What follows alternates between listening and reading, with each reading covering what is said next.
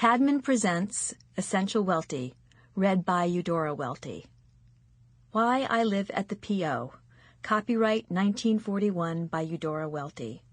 Powerhouse, copyright 1941, renewed 1969 by Eudora Welty.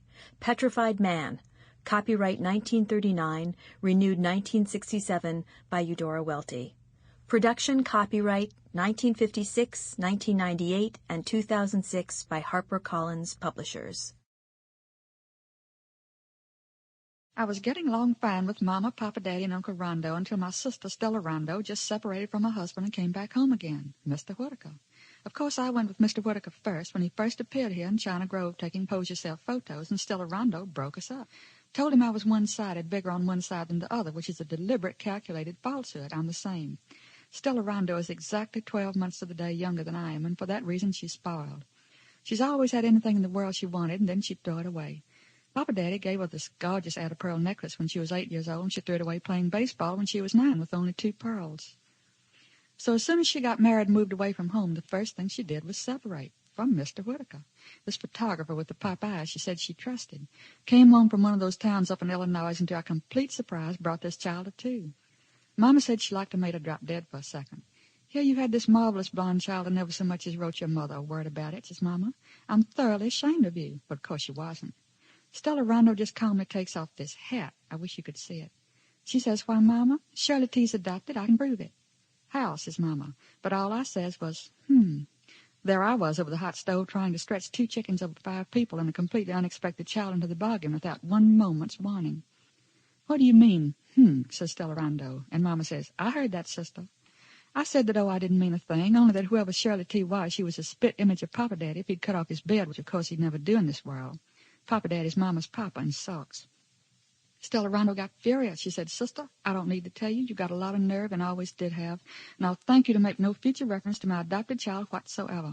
Very well, I said, very well, very well. Of course, I noticed at once she looks like Mr. Whitaker's side, too, that frown. She looks like a cross between Mr. Whitaker and Papa Daddy. Well, all I can say is she isn't. She looks exactly like Shirley Temple to me, says Mama, but Shirley T just ran away from her. So the first thing Stella Rondo did at the table was turn Papa Daddy against me. Papa Daddy, she says. He was trying to cut up his meat. Papa Daddy. I was taken completely by surprise. Papa Daddy's about 1,000,000 years old and's got this long, long beard. Papa Daddy, Sister says she fails to understand why you don't cut off your beard.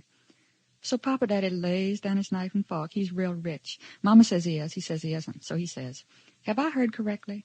You don't understand why I don't cut off my beard? Why, I says, Papa Daddy, of course I understand. I did not say any such of a thing, the idea. He says, Huzzy? I says, Papa Daddy, you know I wouldn't any more want you to cut off your beard than the man on the moon. It's the farthest thing from my mind.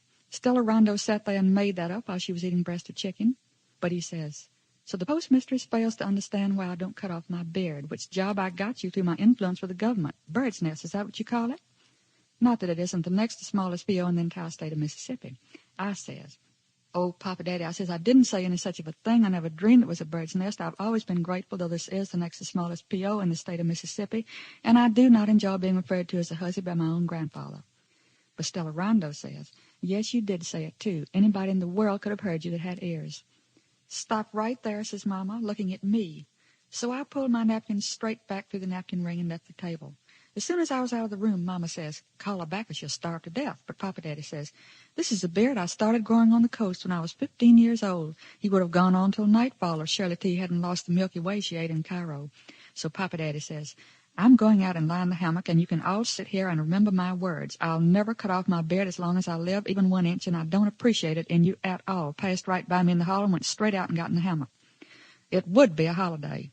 It wasn't 5 minutes before Uncle Rondo suddenly appeared in the hall in one of Stella Rondo's flesh-colored kimonos all cut on the bias, like something Mr. Whitaker probably thought was gorgeous. Uncle Rondo, I says, I didn't know who that was. Where are you going? Sister, he says, get out of my way, I'm poisoned. If you're poisoned, stay away from Papa Daddy, I says. Keep out of the hammock. Papa Daddy will certainly beat you on the head if you come within 40 miles of him. He thinks I deliberately said he ought to cut off his beard after he got me the P.O., and I've told him and told him and told him, and he acts like he just don't hear me. Papa Daddy must have gone stone deaf. He picked a fine day to do it then, says Uncle Rondo, and before you could say Jack Robinson, flew out in the yard. What he'd really done, he'd drunk another bottle of that prescription. He does it every single 4th of July, sure as shooting, and it's horribly expensive.